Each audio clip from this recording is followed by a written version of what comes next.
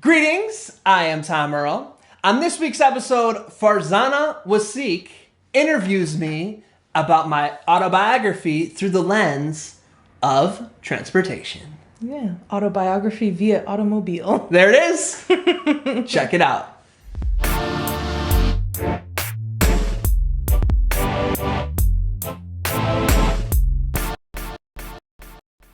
Greetings, I am Tom Earl. And this is my year of grace. We know you could be anywhere, so the fact that you're here today sharing your greatest gifts, your time and your energy means the world to me. I hope you know that just in this moment as you are, you matter, you are valued, and you are loved. As you can hear, sense, feel, experience, know, intuit, I am not alone. I have an amazing guest. She goes by the name of Farzana Wasik. How's it going today, Farzana? It's going very well. We just came back from eating ramen. We did? Yeah. I had 2 bowls. A+. It was epic ramen. And so I'm very garliced up, and it's awesome. So for the good folks out there listening, and the bad ones, why don't you tell them a little bit about who you are, what brings you to the chair? Well, first of all, hi, good folks and bad folks alike. It's binary. Exactly. The world is a very ambiguous place, so you could be both at the same time. There's no judgment here, obviously, unless you're a really, really bad person. What's the line? So there's no judgment until you're really, really bad. What's the line? Like, where are you like, no judgment, judging? Well, let's be clear here, Tom. Okay. I'm not here to draw any lines. Okay. I'm here to, first of all, thank you for having me on the show. You're welcome. And to also thank you for agreeing to talk to me. Okay, I understand that. So our friendship started in middle school. I think this is probably a great time to clarify the structure of this interview. This is going to be a little bit of a special one. Okay. Because I'm going to be asking Tom most of the questions. There it is. Yep, indeed. And so hence the previous jokes that were badly placed. I now realize, rather. But I'm currently here conducting a research project on drivers in Los Angeles County. So Tom here doesn't drive, but he's in a very, very, I would say, unique position because he used to drive and he gave up his car quite a while ago. So I'm particularly interested in themes of belonging as well as themes of liminality. For those of you who don't know what liminality is. Me. You don't know what No. That's a very good question, It's a band, sir. Lumineers. I mean, sure. Hey! Da, da, da, da, da, da. Yeah, Whoa! the Da, da, liminal da. stage of the rituals. Keep going. We're crossing genres here. Oh. I don't think it's going to work. That's all right. That's on me. I know what music the Lumineers made, and I went the other way. It's okay. Yeah. So the luminosity of... The liminality. The liminality of... Luminosity also. Okay. But essentially, the liminal phase of any ritual is the phase that takes place in transition. It is characterized by transition. So, for instance, a Sweet 16 or a quinceañera. It's the liminal phase is situated right between childhood and adulthood. So like graduating high school. Exactly. And Turning 21. that too also. I would say that a lot of these do have liminal phases, obviously, but they all differ and their characteristics differ. Getting married. Yes, actually, I might even argue that walking down the aisle, the father walking the bride down the aisle in Western traditions, it's the most explicit liminal phase in Western wedding traditions. But not walking to get your diploma? That might be it as well. Again, like it varies depending on, first of all, the cultural context, the social context, as well as what bestows meaning upon the event for the person who's receiving the diploma. It's like a rite of passage. Yeah, exactly. A rite of passage is one form of ritual that has a liminal phase. Okay, awesome. Yeah. So we're going to be talking about this. Sort of, yeah. So liminality is only one quality of driving in Los Angeles that I'm quite interested in.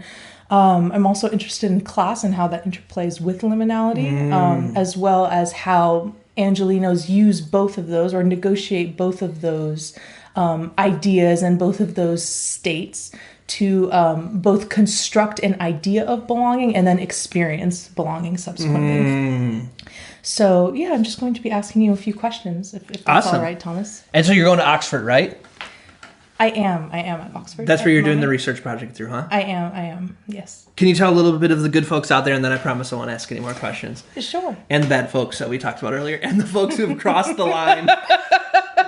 Wherever the line may be, of course, I'd like to... How'd you get there? How did I get to Oxford? Yeah, and not by plane. I mean, like, how did you get there? Wow, you snatched that one up, like, real quick. Because that is definitely where I was going to go. So now I must reinvent myself. What was your luminosity to get there? Sure. Essentially, I'm not exaggerating when I say I got there because of I don't particularly like using this word, but the utter genius of people around me. Yeah, I would not have gotten into any graduate school at all if it wasn't for the teachers who basically taught me how to think. I graduated from Cal State Long Beach as an undergraduate, so kudos to Cal State Long Beach for being one of the best places on the face of the planet, in my opinion. Kudos. Yes, absolute kudos. Yeah, so, and Tom and I also, we work at Newground together. And the certain ways in which we interact with people there and the way that we interact with ideas, and then we reconcile that with real people, with applying it to real situations, that has definitely informed my time at Oxford so far. I'm not sure if that answers your question particularly, but yeah, it's that we don't live in a meritocracy. But I did kick my own ass, and so did the people around me who cared about my growth. So. And you're a genius, and you love research. I do love those research. Two things help. I do love research. I'm not sure about the first one. Too late. Confirmed. Wow. It's in your Wikipedia page. Pretending to write. So, since you mentioned Newground, the good folks out there listening, and the bad folks, and the folks across the line, you already know about the Newground disclaimer that although we do sometimes work together in the Newground capacity, we are here on our own volition. I also used a big word. You'll take note, volition. And we're not here representing Newground. We're here representing ourselves. I'm here representing Tom Merle in the celebration. So I'm slowly but surely it seems like every guest is somehow connected to Newground. So if they're like, yes, and we're connected to Newground, I'm always giving a little disclaimer. So yeah, you pushed the Newground disclaimer button, and so it had to be given. Yeah, that's actually a more optimistic signal, I think. Newground is all about connections, and that's how you meet people. So Newground disclaimer for me as well. I'm here on my own terms. You're here on Oxford's terms. Sure. I did have to get approval from my department in order to speak about my research here. Can I talk to Tom? Well, Tom! He doesn't seem to sounds harmless let enough. You be serious for longer than 3 minutes. It's not very academic. Go for it. Yeah, it doesn't seem like a threat conventionally. I've always wanted to start a show of people recording the screens when you and I prank each other on Google Docs. So we're pretty like a goofy pair to begin with when we collaborate. Goofiness ensures. Yeah, Tom once had a stroke via Google Doc because I revealed mistakenly that I had never listened to the Backstreet Boys before. I was truly concerned that something had happened on the other end. There was a period of silence, and then every letter in the universe. Anyways, just an anecdote. Also, not Backstreet Boys. I said bye bye bye. I made a bye bye bye reference, and she's like, didn't get it. So it's like you've never heard the song Bye Bye Bye. And she's like, no. I'm like, do you know NSYNC? She's like, no. Do you know Backstreet Boys? No. So it was a weird. Oh wait, is Bye Bye Bye? Sorry, I didn't. Yeah, that's In Sync. Oh. Bye bye bye bye bye. People are singing along. Oh. Might seem crazy, but it ain't no lie, baby. Bye bye bye bye bye. Yeah, where they're like the puppets. You'll see them hooked up to puppets. Did you say puppets? Yeah, they're like the video. They're like puppets. Like a Sesame Street type. No, like they have strings. They're like dancing, and there's like strings on them. And I just found out, because I watched a documentary on this, that whole song and that whole puppet thing is about their manager who screwed the Backstreet Boys and NSYNC and like that whole boy band craze, that he was like the engineer behind it and screwed them all over. Like after 2 years of touring relentlessly, they sat down for like a check revealing ceremony where they all had like this fancy dinner and their first checks they've ever gotten after like relentlessly touring. And so you think they sold like, they're like platinum, double platinum. How much do you think this check's going to be? Honestly, I'm unprepared to guess. It's probably terribly low. It is. I mean, I'm setting it up for it. So, I mean, they were like, we thought it might be like 500,000, 700,000. They opened the check, 10 grand. And they're like, when we did the math, we were making less than minimum wage. Can you imagine that if you found out the Backstreet Boys at the height of their fame and NSYNC were making less than minimum wage? It's crazy. So that's what that song's about, when they finally were able to break their contract with this crazy person. The song is actually about him. Time end of side note. And we're back. Yep. So this is just, you know, this is kind of what the interview is going to be like. Indeed. Concurred. Very academic. Yeah, warning. So, ask away. Okay, so, Tom, you've lived in LA for how many years now? Correct. Yes. Warm. I mean, that may indicate, like, the depth with which you now live here. I'm not very good at this other part. I'm used to asking the questions. How long have you lived in LA? It's since I was in the womb. That's true. Yeah. Since 2013. August 2013. I moved here 3 days before Eid, the Muslim holiday, the one that ended Ramadan. Yeah. So what is that, Eid al-Fitr? Yeah. So, because I was like, I'm going to go to Eid and I'll meet a bunch of people and that'll be my network. And it's totally true. If I didn't have a Muslim network when I moved to LA, I'd have been screwed. Yeah. In what way exactly? Because when I was looking for housing, when I was looking for moral support, when I was looking for, you know, references for jobs, just navigating the craziness of when you first move here, it was all like that Muslim community that had my back. Okay. So they actually helped you subsist rather than just like provide some sort of communal support for you. Instead of just, I think we often like perceive community as like an emotional phenomenon, right? Like something that like provides emotional support and mental support and spiritual support. But in this particular case, they actually helped you subsist in Los Angeles. Like you wouldn't have, you would have been physically threatened. Yeah, but both the emotional and actually provided resources and help and stuff. And did you drive here from Wisconsin? I drove from Wisconsin to Florida. Lived in Florida for 2 years, and then moved from Florida to here. And when I moved from Florida to LA, I set up a spoken word poetry tour so that every time I stopped, I'd perform, get paid to perform, so I'd fill up my gas tank, and then I'd have a place to stay, and then I'd drive to the next place, and same thing, and I did that all the way till I got here. Nice. So, how was the experience of having a different place to live every night? It was cool. I mean, one challenge was it was Ramadan, and I know we can break our fast when we travel, but it just sucks fasting by yourself. There's something that's easier about fasting when you know millions of people around the world are doing it, and millions of people have done it for years. You know, when it's like the makeup days, how many people are like still haven't made up their Ramadan days because. You know, so I just fasted anyway. So that was a little bit of a challenge. And I was a fruitarian, so I always had to have enough fruit on stock to eat. So I couldn't just, you know, like I'd go to masjids or stuff to break my fast. So that'd have been awesome if I actually could have eaten the food, but it's hard to ask people like, hey, do you have 40 ripe bananas?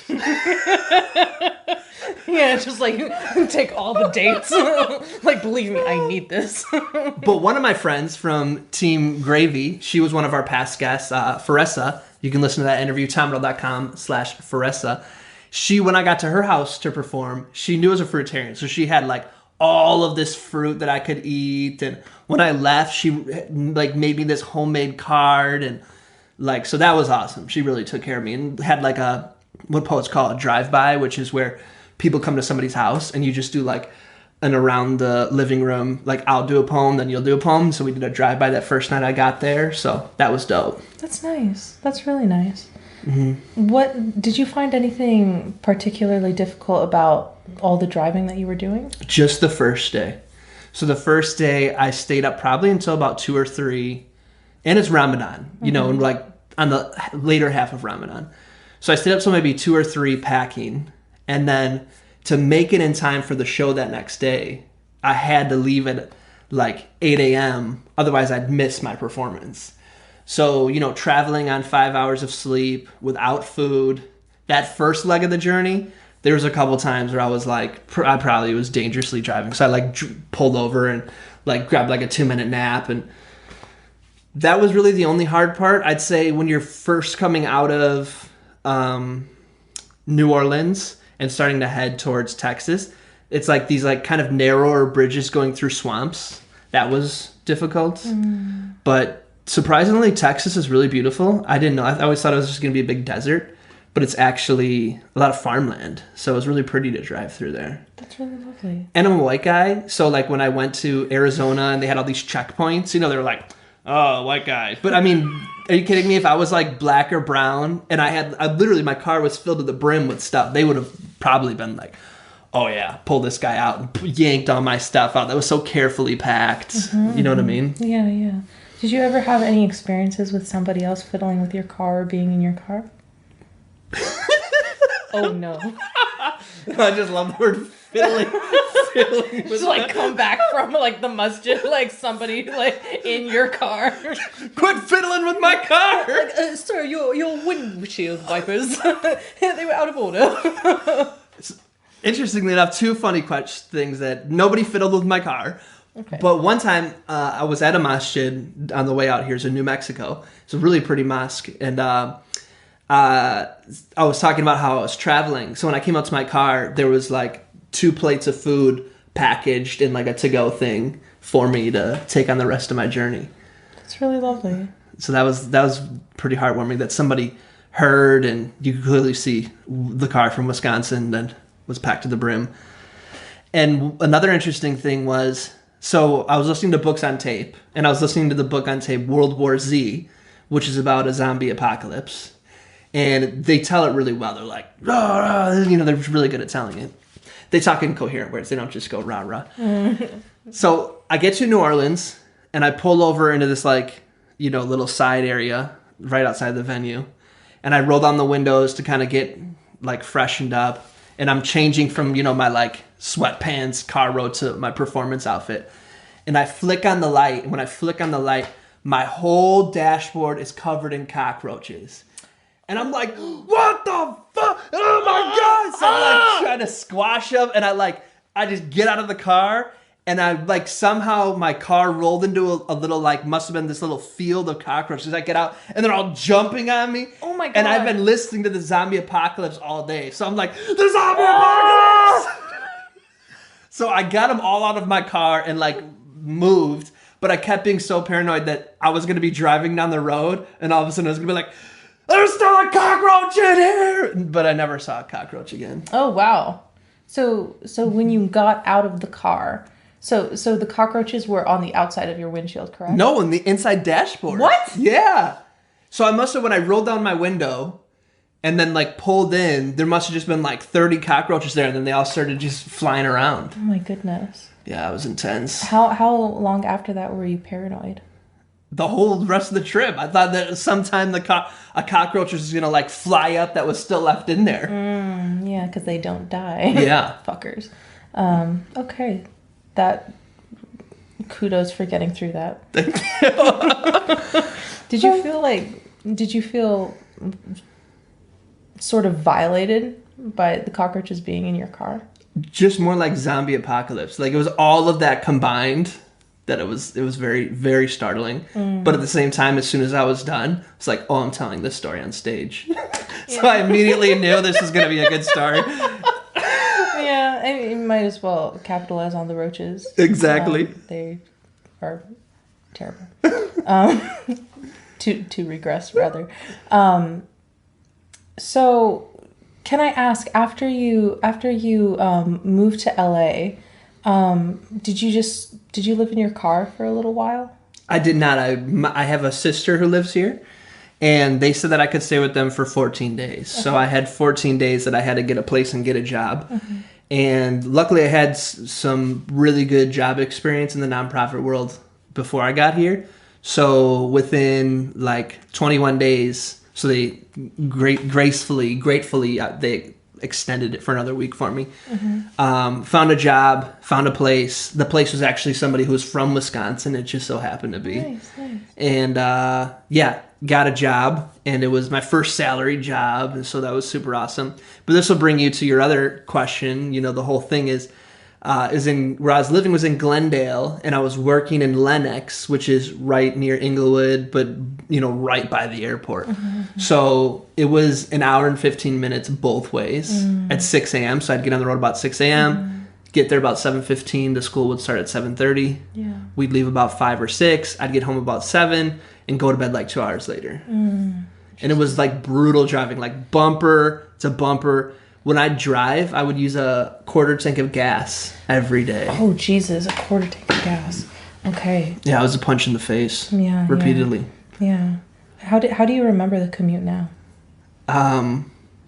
What do you mean? In terms of how you interacted with that amount of, first of all, that amount of strain on your wallet because of the gas, as well as the amount of time that you spent commuting and like the stress that it enacted or did not enact on your body. So maybe the 5th day I was driving home from the job, maybe like a week more, like somewhere between 5 days and 2 weeks, 4 hours. I was driving home, and I got off on the exit like right by my house, and like I was parked next to somebody, and I looked, and they looked, and it was one of my coworkers. We're like, It's like the Spider-Man meme. Yeah, exactly. So the next day we were like, oh my God, I think we live by each other. They're like, yeah. They're like, well, why don't we commute together? So we would alternate between she'd drive for a whole week, and then the next week I'd drive for a whole week. And she actually passed my house on the way, so she'd just park her car in front of my house, and then we'd drive there together. So that made it way better because, for 1 week I would just be a passenger, and for, 1 week I'd be driving, but there'd be somebody else there with you, and you could like talk, and we listen to podcasts or debate things. So that made it a lot easier having somebody. One super #awkward story was, so the first day we were driving home together. I mean, I barely know this person. Like, I've talked to her once. We're driving home, and if you live in LA, right where downtown is, you know where that Hilton is? Yeah. Yeah, so you're right there. And so that probably means we're about a half hour more before we get home. And I realized, like, I'm not going to make it home before I have to pee. So I'm like, so I was like, hey, how much longer do you think till we get home? She's like, probably a good half hour or so. I'm like, I'm not going to make it. I have to pee. And it's downtown. So where do you go? You know what I'm saying? Yeah. So I'm like, and I mean, like, I'm going to go right now. So it was panic. Like, I was like, really thought I was going to pee my pants. And so, like, we literally just pull off the first exit I can. I pull over to the side of the street, and I have to be like, can you get out of the car? She gets out of the car, and I have to pee into a water bottle and then throw the water bottle in a garbage. It was the most embarrassing thing ever. I thought I was going to come to work the next day and be, like, fired, for that was totally workplace inappropriate. You are a weirdo. Like, you're fired. But that was really awkward. So I learned from then on that, like, you have to go to the bathroom before you get in the car, because you're going to be in the car for an hour and 15 minutes, maybe an hour and a half. and there'll be no chances to pee because you're like with somebody else. But there have been many times I've been in a traffic jam where I've peed in a bottle. Oh, wow. Yeah. So that was not the only time. No, because when you're a fruitarian, you are very hydrated. Yeah, darn. I don't have that problem now, but then, like, you know, it's a lot of water. Yeah, very much so. Just like a watermelon for breakfast every day. Yeah. So are you still friends with her today? I'm not, no, but I send her blessings. Nice. I mean, we're not friends, but I was at that job for maybe 3 months. I knew right away that job wasn't for me. They do amazing work, but it was just not for me. Yeah, that's okay. How did you guys continue commuting? Like after that, did you become closer? Did your relationship go on unaffected? Who, me and this person? Yeah. Oh, you mean after that incident? Yeah. I mean, I think that we were both like, well, we've been through it all now. No, there'd be times she was a teacher, you know, so there'd be times where she'd have to listen to like notes, so she'd drive and I'd take notes for her, or like vice versa, or like debrief the day. I mean, I think if you've ever carpooled with somebody who's actually a good person, you usually become pretty good friends with the person. Yeah. You mentioned earlier that when you needed to pee, you knew you were in trouble. Yeah. Because you were in downtown and were going to go pee in downtown. Can you elaborate a little bit on why you think that was a really bad situation to have to pee in downtown specifically? I mean, I guess because that you're gridlocked 4 or 5 lanes of traffic. You're gridlocked, which means you can't move. And then even if you get off, there's no parking. And even if you do find parking, like most places, because it's so, like, they don't want, because there's people who are experiencing homelessness, they don't want people to come in and use the bathroom. So I'd have had to find a place that maybe even has a public restroom, probably buy something, then probably have to put like a quarter in the door and then use the restroom. And there was not the time for any of that. Oh, interesting. Okay. And after you quit the job, did you just continue driving to work after you got your next job? Yeah, so my next job was at the Museum of Tolerance. Great place to work. Really loved working there. But I was still living in Glendale. It was me and 2 other Muslim guys. We were living there. Nice. And that was also a really bad drive from Glendale all the way out to West LA. So that was about an hour one as well. But I would always take the 1 to 9 p.m. shift. So I would miss most of the traffic. But one of the managers, because they hired me to do tours for the kids. Like the kids would come and I'd do these interactive experiential learning things, facilitator stuff. But all the kids were there in the mornings. So nobody likes to work the night shift. So I was like, I'll take the night shift. And then one of the managers was like, how come Tom's never worked in the morning? I was like, I don't know. They just keep scheduling me. You're like, yeah, sucker. So he's like, the whole reason we hired you is to work with the darn kids. So then when I had to start working at 8 a.m., then I was back in the crazy trafficness of it. Then I moved from Glendale to North Hollywood. And North Hollywood to West LA was also super brutal. So it was just bumper to bumper traffic. And this time you're going through like Hollywood, you know, like where the Hollywood Walk of Fame is. Yeah. Oh, God. And about that time, my air conditioning stopped working. So, you know, I'd be in the car you'd have to have the windows down. So all of that noise and all of that heat. I started carpooling with somebody at that time, who eventually became my girlfriend. So the carpool worked out well for us on that one. But her commute was crazy. So it would take her 3 hours by train to get to the job, both ways, when we didn't carpool. So she'd take the train to Hollywood. She'd take one bus from Hollywood to West LA.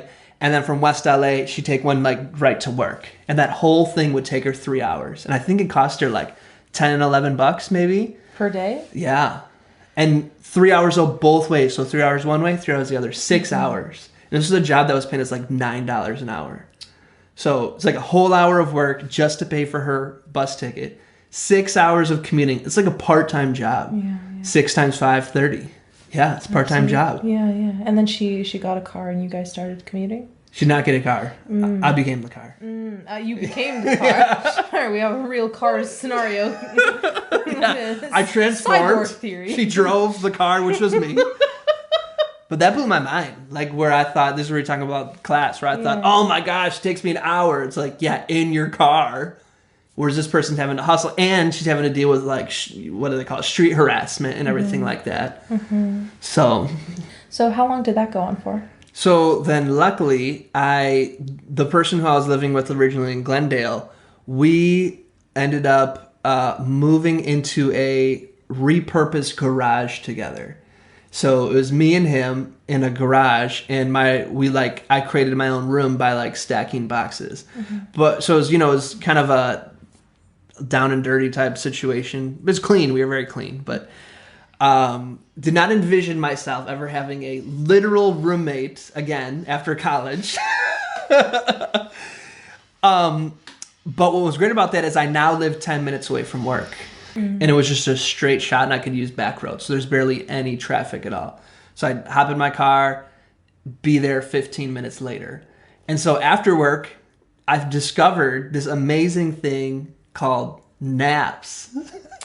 Because I had this extra hour before work, an hour after work, that is like this 2.5 hours that I magically had. So I started taking naps, like just found a whole new lease on life.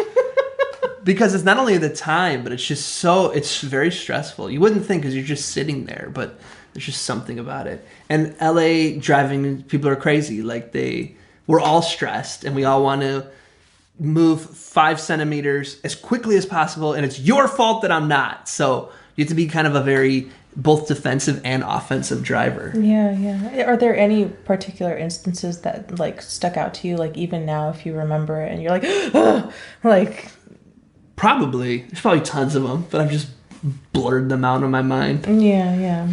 I'm just asking because I remember a few years ago, I was in a Barnes & Noble's parking lot, and I went like this to give somebody else the right of way, and she flipped me off. And wow. I still wake up thinking about that sometimes. I do know that when I started doing, learning about ways we perceive things, like the ladder of inference. Have you heard of the ladder of inference? I have not. So it's this ladder, I can't remember exactly what it is. I used to teach it all the time in anti-bias work, where the first thing that happens is an observation. So you observe things. Then the second step is, and obviously, like I said, I'm summarizing this, is you create a story. And then the third step is you make assumptions. I might be mixing these two up. And then the fourth step is you come to a conclusion. And then the fifth step is you make a decision and act on that decision. Okay, so like if I'm driving, I take in information, this person cut me off. Second thing is I make an assumption / I make up a story. They did it because they are a terrible driver, because it was intentionally done to upset me, and because they're an idiot. And so then, the conclusion I draw is this person is a dumbass and shouldn't be on the road. The conclusion I draw from that is... That's my decision. Right? Where it could be that something came in front of them and they had to get out of the way, otherwise they would have caused an accident. Or they just didn't see me. Or I cut them off and now they're cutting me off and I didn't even know I cut them off. Like there's so many things. Yeah. And when you talk about anti-bias work, what's crazy is once we make that decision that from like, and they're a jerk, then it influences all the information you take in from that moment forward. So if I was to make a decision like that about a group of people, it would inform how I see them in every interaction moving forward. So just to clarify, just so I'm not getting this wrong. So every interaction, specifically like negative interactions that you have with other Los Angeles drivers, always is going to inform the next one and the way that you interact with drivers from then on out. Interesting. And we're all doing that to each other. Yeah. You know what I mean? I do know what you mean. Yeah. And we always think that if I somehow stay mad, like what our goal is we want the other person to suffer like we are. So you cut me off, you did something, you're on my tail. Like I want you to feel the pain. And so usually the way we do that is by getting mad.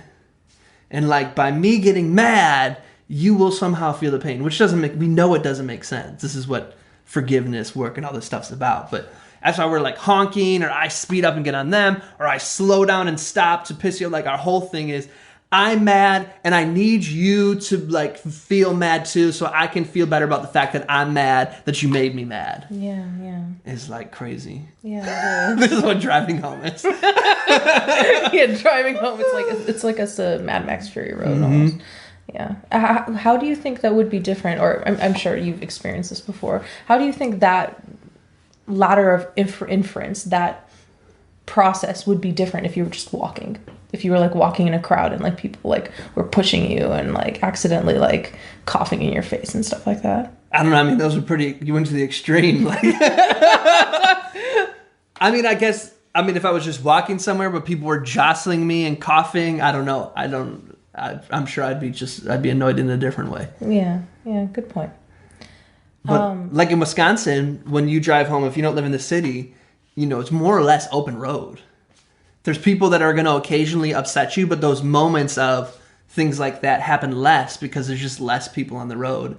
And even when there are quite a bit of us, we're still going, you know, at least the speed limit, you know? So if it's like, oh man, today was a trafficy day and where I'm from, it means that if the speed limit's 55 rather than going almost 65, you know, I was going about 57 the whole time. Mm-hmm.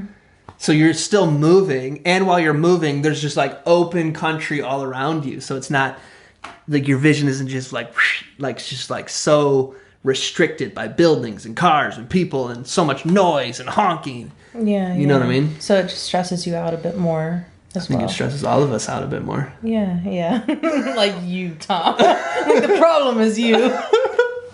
Interesting. Okay. I had a follow-up question. I'm going to try to think of it right now. Okay. Yeah. Oh, on that note, I wanted to ask, when you moved here from Wisconsin in 2013, gradually or even just like really suddenly, explicitly, did you notice any differences in how you would drive in Wisconsin versus how you would drive here and how you like interact with the road itself? Well, from Wisconsin to Florida was... So Florida's situation where I was in, St. Pete, was a bridge that separated St. Pete and separated Tampa. And there was two bridges, but for the main part, everybody used one bridge. So if your commute had anything to do with that bridge, then you were looking at like an hour of painful commute as well. Thankfully, I worked and lived on the same side of the bridge. Okay. So my commute was super simple. And so things were just a little more easygoing there. The weather was nice. It's a little bit more open. There's no state income tax. So like everything's just a little smoother. Yeah. But I did notice that when I got to LA, you have to be a little more aggressive. You have to be a little more intense. You got to go for it a little bit more. Because like it's crazy. There's so many of us. It's really hard on your car. I mean, so my car drove all around the Midwest, from Wisconsin to Minnesota and back, Indiana and back. I drove down to Florida, and then in Florida, I drove all around Florida, Miami, all these kind of places. No problems with my car. Mm-hmm. Then I drove to California. It was all good. After a year of driving in California, my car was like almost dead. Jesus. Because it's just that like stopping, starting, you know what I mean? It's just hard on your car. Yeah. And, the roads aren't that nice, so... Yeah. It makes sense when they say that a lot of the car industry has so much, lobbying and an investment in keeping us a car-centered city. It makes sense because you need a car pretty quickly. Yeah. And you need a new car pretty quickly because the city will tear up your car. Yeah. Was there ever a point where you actually enjoyed driving? Yeah, probably when I was 16. You were 16. Yeah, and then I think probably right around 17, I realized that the responsibility of driving is not worth all that it's cracked up to be. Because when you and your friends start causing trouble, the person who's going to get in the most trouble is the person driving. So you don't want to be the person driving, because if we get pulled over causing a ruckus, you don't want to be the person that the cop comes and talks to. Yeah. Were you ever put in that position? You don't have to answer. Yes, I was. Okay. Okay. pulled out of the car, all those things. I mean, that stuff's when I was a troublemaker. So, handcuffed on the side of the road. I mean, that stuff, yeah, that was definitely the kind of... But we were intentionally pushing the boundaries on purpose. You know what I mean? So, I think that's like around that time was like, oh, driving sucks because you have this responsibility. Yeah. I did like, Florida was nice when nobody was on the road because it's so beautiful. And when you go over like the different bridges, it's like this beautiful ocean all around you. You're by yourself. You can have the windows down, singing along to some music. So that was nice. I didn't mind driving as much in Florida. Nice. But then, yeah, once I got here, and you can just see how you take your eyes off the road for a second and something happens. You're just like, wow, there's so much risk in driving in LA. Yeah. Have you ever lived outside of the city, outside of Glendale, outside of West LA, like on the periphery, anywhere that? No, like Palmdale and stuff. Yeah. No, it's crazy. There's people who I've talked to, who even at the city building, who it's like 2 hours and 10 minutes, 2 hours and 15 minutes both ways. It's crazy. Yeah. Who live in like Palmdale or something. I was like, it's a novel. You could write a novel. Yeah. I lived with my parents last year, and my commute to New Ground would take almost 2 hours every morning. Wow. Yeah. And it was completely worth it. I didn't mind it very much, but it definitely takes a toll on your mind and body. Yeah, I mean, it's 4 hours both ways, times 5, 20 hours. Yeah. It's another job.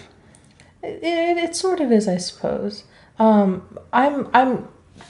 curious. So sometimes if I was having a particularly bad day, I would often look forward to getting in my car at night where it was like cool and there was like a fog on the windshield and I could just like listen to whatever podcast I could. Does those sort of sensations ring a bell? Did you ever feel that way? Not in LA. Because I would if I was in Wisconsin or Florida and there's almost nobody on the road and you're just driving.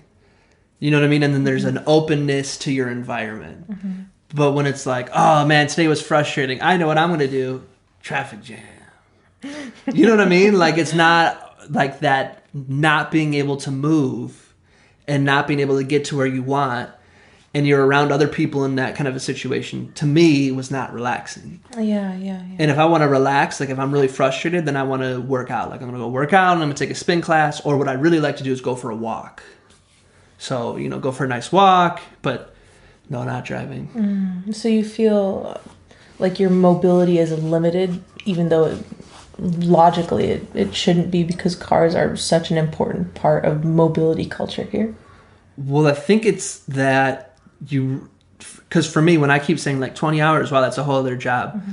That because I'm trying to do so many different things that having an extra hour or two a week can be the difference between me getting done a project or not, or me even just getting a couple hours to just relax. So when I think of like just hours of just having to sit there, just like, oh my God, all that time where I could be doing something. So that's, I really got into books on tape. I really got into personal development stuff. And so I did try to turn my commute into kind of my own personalized school. And so I learned a lot of awesome things that allowed me to put myself in a position where I could then start to set my own terms of employment, like working from home or being able to take Lyft and Ubers everywhere. Yeah. So you now have gotten rid of your car for good. And you now take Uber and Lyft to work and to wherever you need to go. How are you liking that transition? How are you feeling about it? It's amazing. Why did you get rid of your car in the first place? Well, I mean, I don't think I buried the lead on this one. Yeah. Like, what a mystery! I'm dying to know, Tom. Stay tuned. I remember I had this one job, and then I'll jump into this, where I worked also back again by the airport. And it wasn't even that long, maybe 30 minutes. Yeah. But there was this one intersection that you'd go through that was just brutal. And I used to just, before I even got in my car, would think about that intersection and get all worked up, even before I got there. And I used to just try to so structure my life around, Okay, well, I need to leave at this time so I don't hit traffic and leave before this time so I don't hit traffic. Oh, you want to hang out? What side of town are you on? Oh, at that time? Not going to happen. And just like so much of my life became structured around almost this like paranoia of being in traffic. And so I had to really get over that. Look, if I'm going to be in traffic, I'm not going to let it disrupt my life the way it's been. And so I did come to some peace with the traffic and the driving by, like I said, making it my own little university where I'd learn stuff as I drove. Saw it as that opportunity. But I started to realize, because I was now working from home so much, by this time I started the Celebration Academy, so I had my own online business. So when I did take work where I would be in an office, whether it was consulting or as an employee, that it was only a couple days a week. When I would look at my year-end taxes and I was doing all my deductions, I noticed that I was driving about less than 7,000 miles a year. So my lease was coming up, my 3-year lease. I leased the car for 15,000 miles a year, and I was giving the car back at the end of 3 years with about 17,000 miles on it. Okay. So it took me 3 years to get to what I was paying for to get to in a year. So I was thinking, I absolutely hate driving. If I could never drive again in my life, that would be a happy life. So what would it cost to just take Uber and Lyft? And I started experimenting with the bus too, because where I was going was just a straight shot. But the thing about the bus was, if I drove there, it'd take me 20 minutes. If I took the bus, it'd take an hour and 10. So I'm back to that time thing. Like, true, I wasn't driving, and it was only $2. So that's awesome. But it's still that time thing. It's an extra hour and a half, 2 hours once again, just in commuting. So my lease was up in September, and I said, let me try this for a month just to see if I like it. So through the whole month of July, I just took Uber and Lyft.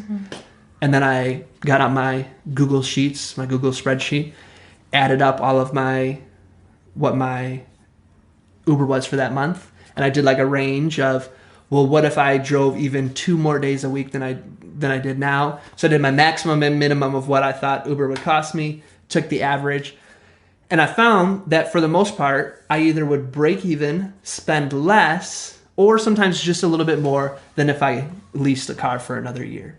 So I realized, so for the same amount, but usually even a little less, but rarely a little more, I will have access to transportation where I don't ever have to drive, versus like paying the same amount to have to drive myself everywhere. So it just came down to the numbers made sense. Okay.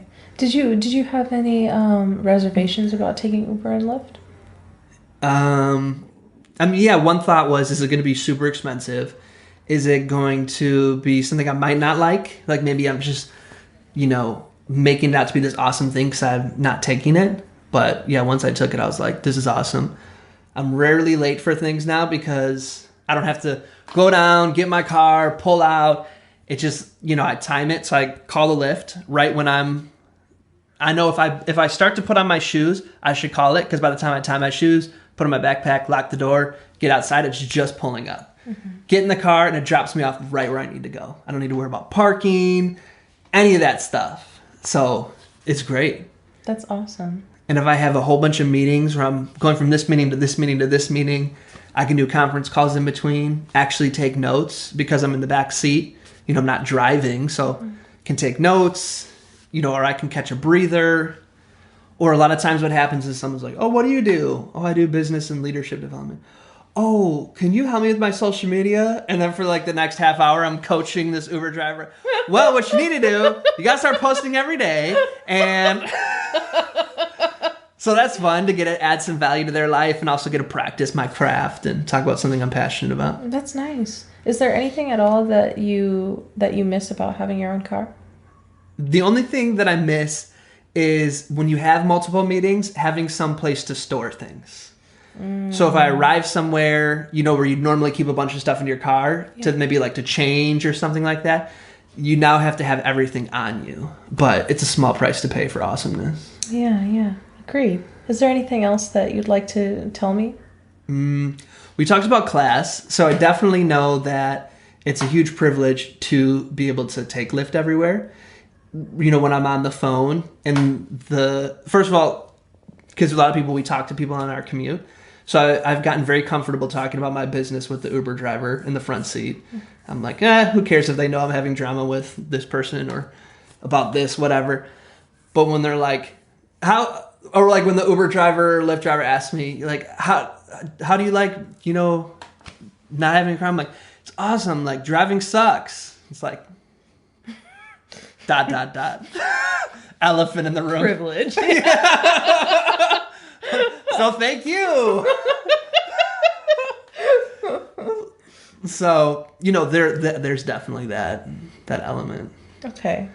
When you were younger and you drove yourself places really readily, how did you, I know you said you filled time by listening to audiobooks and really getting into leadership training. Is there any other way that you wanted to spend time while you were in the car? Did you feel like you needed to fill that time with something? You mean while I was in LA? Mm-hmm. While I was sitting in the traffic jam? Yeah. Is there other ways I felt like I should be using this time? Yeah. Well, I mean, it was really the early stages of launching my business. So that was a lot of stuff. Or just spending time with Adora or friends or relaxing. You know what I mean? So any of those things. Yeah. Literally anything else except for sitting in traffic. And if you have an hourly job, it sucks when, normally it takes you a half hour to get there, but something weird happens with traffic. So when it takes you an hour this time, and you factored in that you're going to leave at, let's say, 5, that'd be your 8.5 hour day. And you're like, oh my God, now I got to stay till 5:30. Like, I think for hourly workers too, it just sucks. Mm-hmm. Or if it makes you 15 minutes late, and if it's a job that's strict, now you're 15 minutes late for your job for something that, you can always say, well, you should have left earlier. But it's like, yeah, but every day it takes me a half hour. And today it took an hour. Like, what am I supposed to do? Just leave it out. So I think I'm not the only one who it causes stress for. Yeah. Go ahead. Usually when you're in the car, when you're going through the commute, or if you're commuting to even like somebody else's house, how do you perceive the commute? Do you we were talking about liminality earlier. Do you find it to be a sort of de-stressing liminal stage, like a sort of a time of emptiness, or do you think that it's absolutely tied into the sphere of home or the sphere of work definitively? Yeah, either way, when I was driving, no matter where I was going, even if it was to meet up with Lupita and Yango, I'd be like, can't wait to meet Lupita, but I hate this commute. Couldn't we have met closer, Yeah.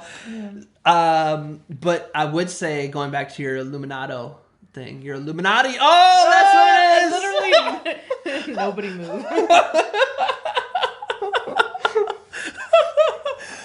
That now that I don't drive, it is a nice relaxation. Going into work. So there's some days where if the Uber driver or Lyft driver wants to talk to me, I'll just be like, hey, I'm gonna take a nap. So I just put on my headphones. I have noise canceling headphones, and for just half hour, I just listen to music, and it's just this there and back place to decompress. Okay. So that has been a new, where when I'm driving is never like that. But now that I'm not driving, I can close my eyes, can listen to whatever song I want. If I want to look something up randomly, I can, because I have no responsibility other than to not be like, Doc! Yeah.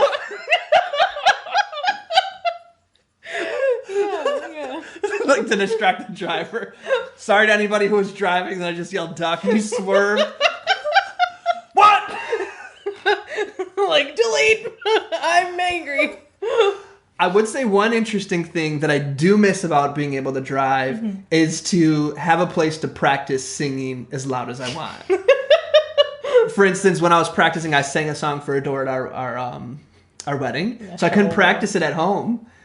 So, the first half of the summer, I'd practice it in the car. But then after that, I'd have to go practice in a park or something because I didn't have that place to practice. So. Oh, that's quite wholesome, I think. Yeah. What are your experiences with other people driving you? You being in the passenger seat or in the back seat? All good works for me. All good? Yeah. Do you ever, if you're sitting in the passenger seat, do you ever get secondhand stress from the driver that's sitting next to you? Like, do you ever look at situations on the road, circumstances that are like unfolding right in front of you, and like get an urge to do something or to direct the driver's movements? Yeah, I think people who are very like almost scared or timid drivers, where they're like, where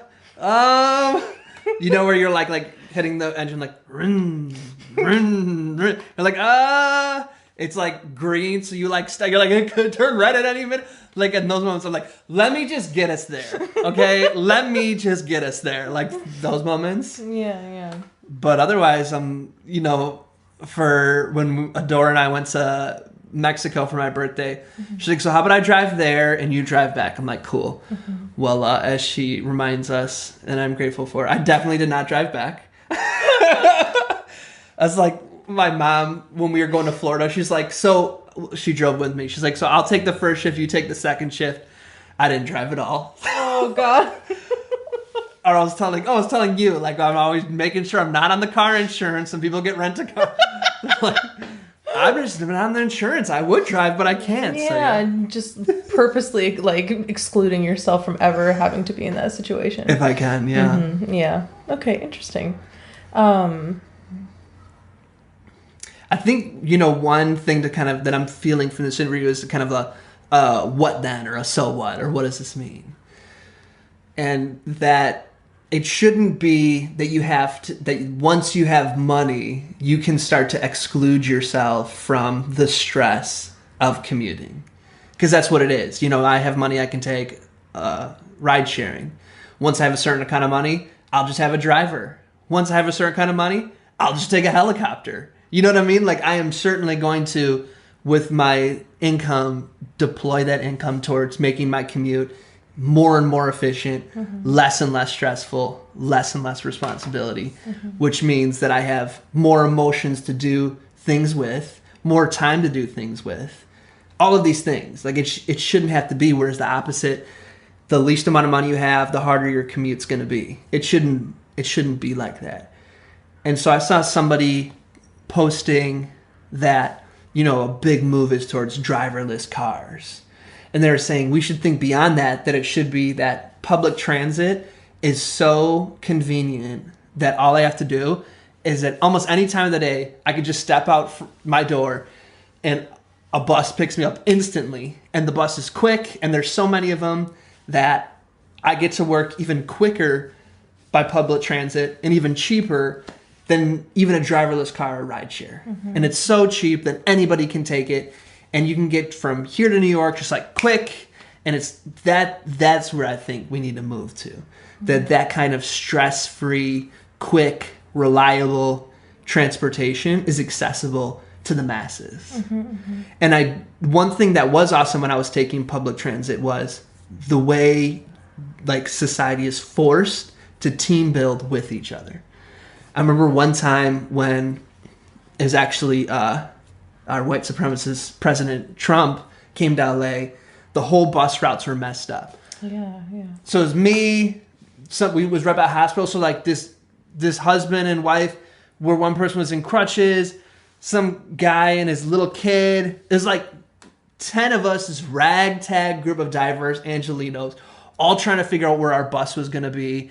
And we were like, I don't think it's going to be here. So we'd all go to the next bus stop and like helping the guy in the wheelchair. And finally there was this bus turning a corner that was supposed to be ours. It was maybe 5 blocks up. So the little kid was like, I'm going to catch it, Dad. He's like, go for it. So the little kid ran, caught the bus, and delayed the bus so all of us, including the person with the wheelchair, could all get on the bus. And then all 10 of us, every time one of those people got off on the stop, we'd all like nod or wave to each other.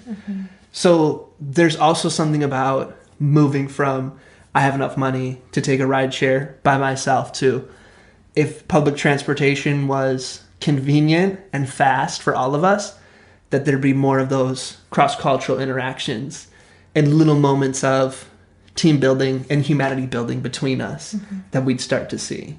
So that to me would be where I'd like to see us go, more than I mean, I'd love a driverless car, but more than like, I hop out front and me in my individual car, it drives me somewhere. You know what I mean? Yeah.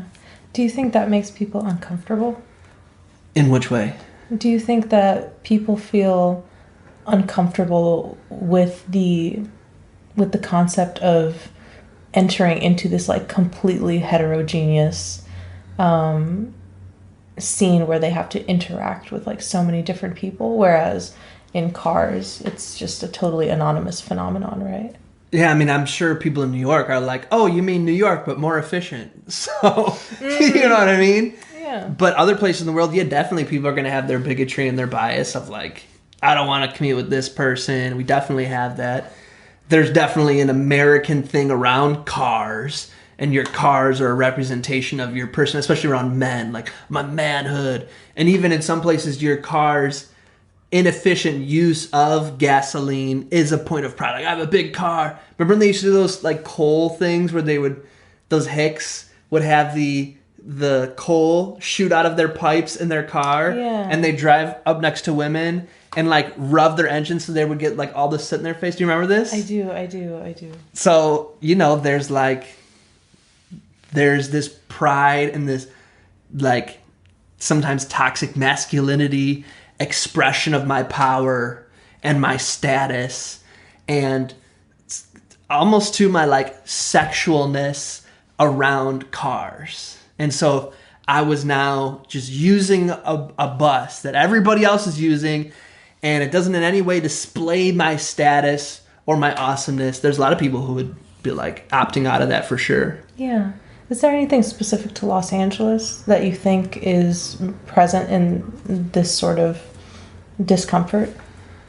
I mean, the status thing for sure. Yeah, you're right. Like, how are you going to drive down Rodeo in your Benz in, you know, a public bus? Yeah. But I think the majority of people in Los Angeles would like something like this. But there's a lot of financial interest. Like, who would make money off a system like that? Mm-hmm. The contractors who build the trains. It's not that many people that make money off something like this. Mm-hmm. So, like, then what's the financial incentive? Like, why would we do it? That's like a big, I would say more than Angelinos being like, I'm against it. But what's the financial incentive? Yeah. And actually, Angelinos are not against public transportation anymore, right? Like National Geographic, this month, it's being recorded in April, the monthly issue this month is about cities. And I recently read an article about how Los Angelinos have voted twice to up the budgets to improve public transit. It's just an issue of reining in sprawl and in other ways also, I suppose, because public transit isn't the only way to solve transportation problems, right? I was at a comic book store on a date. This is like so many weird things all happening at once. And the person was saying how he's saying right in front of the store, I wanted to put a bike rack, like just one of those U-shaped upside down U's, right? Not where you can lock up 10 bikes, just one bike rack. Mm-hmm. So you have to get a city to pass it. Mm-hmm. So all of the local businesses said yes. So it was downtown North Hollywood. So there's maybe 15, 20, 30 local businesses all there saying yes. Mm-hmm. Got past the first stage, second stage, finally the third stage where they're going to seal the deal. All of these local businesses, all the community there, over one bike rack saying yes. And then like 2 or 3, it was representatives from Universal Studios and representatives from the car industry came and said, we do not want this. Boom, failed, didn't pass. Wow. For a bike rack. So there's serious commitment to keeping us a car-centered culture. Okay. Well, thank you for talking to me about this. On that bright note. Yeah, on that. I mean, I think it's definitely not a bleak future, though. Los Angeles is very, very quickly changing along with urban areas across the world. And I think it's a commonly held worldview right now that continuing car culture isn't sustainable. Mm-hmm. So I think we're definitely going to be changing very, very soon. I think it's just a matter of adapting to that change in a way that benefits those who are usually trampled by Yeah. infrastructure changes. Yeah. So where can folks reach out and learn more about your research and stay in touch about it? Where can they do that? Sure. So you can always email me. So my email, as is relevant to this project in particular, is farzana.wasik@anthro.ox.ac.uk. I'll have Tom link it down below. So you can always email me with any questions or comments, concerns. If you have anything to say, I would love to hear it. I love people, and I would probably really love chatting with you. Yeah, that's pretty much it. You can also reach out to me through Tom if you know Tom. Sounds good. Show notes, timeworld.com/Farzana, Farzana, timeworld.com/Farzana. Want to thank you so much for being such an awesome guest and for all your great questions. And, it's an interesting way to kind of autobiographically tell your story through the lens of transportation. So that was kind of fun. Yeah, it was really fun. Thank you for being my guest, Tom. My pleasure. I always say if you live in the Midwest and you go to a party, that the way people make small talk is they talk about the weather. In Los Angeles, the way people make small talk is you talk about traffic. So if you come to Los Angeles, you don't have anything to talk about, you'll be like, that commute. And you'll talk for the next 2 hours. Yeah. Like throwing furniture by the end of it. So I think this is a conversation that impacts a lot of people. Yeah. Hopefully you guys found some enjoyment out of it. So here's how we end, is I like to have my guests share the last thought. So what is your invitation? And I know the easy invitation is to help you with your study. So that one's out there. Any ways you can help Farzana with her study, please do. So this is more a spiritual or emotional, whatever that kind of word, invitation. To be, to consider, to do, to think about. What is your invitation to those listening? My invitation to those listening, especially as pertains to the topics that we discussed today, I think it's primarily that of exiting a you-centered worldview. Like Tom was saying earlier, with the ladder of inference, right? We draw conclusions based on a narrative that we have created, right? And usually that narrative, I would say almost always involves us, right? And somebody trying to wrong us.